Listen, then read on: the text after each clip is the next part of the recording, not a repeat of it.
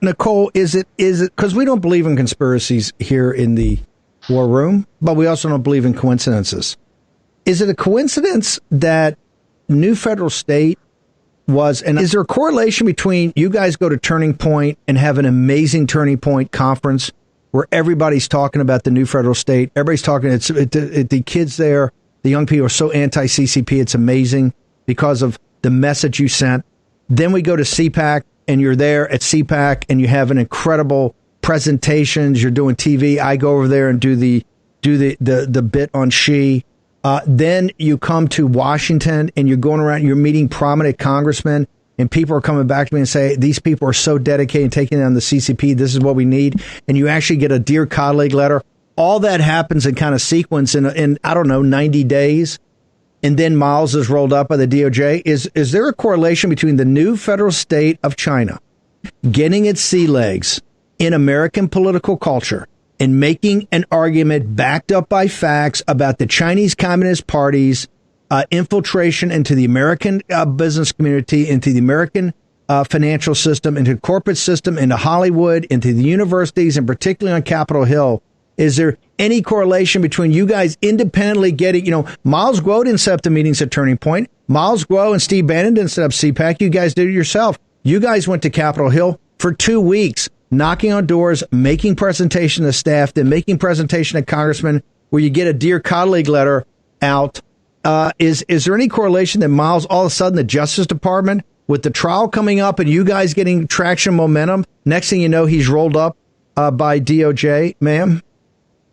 Absolutely. Someone is trying to stop Mr. Miles Guo from speaking up about the CCP's weaponization, and especially when the Pras Michel's attorney requested Mr. Miles Guo to testify in Pras Michel's trial currently going on Washington, D.C., that request was denied.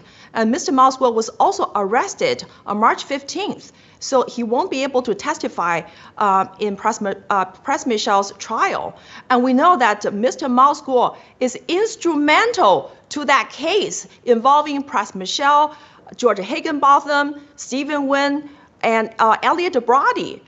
Yet, none of the Stephen Wynn and Elliot Brody and George Higginbotham, they walked away free. Mr. Miles Guo is behind the bar. And someone is trying to stop our effort to expose the dirtiest and the darkest corner in this country, and that is the CCP's weaponization of this country's DOJ, FBI, and SEC. And also, I want to talk about America's mainstream media. Back in 2017, when you, Mr. Steve K. Bannon, and Jeff Sessions stopped the CCP's orchestrated plan to return Mr. Miles Guo to China using the help of George Higginbotham and Stephen Wynn and Elliot Brody, no mainstream media talk about you stopped the CCP's weaponization of this country's justice system.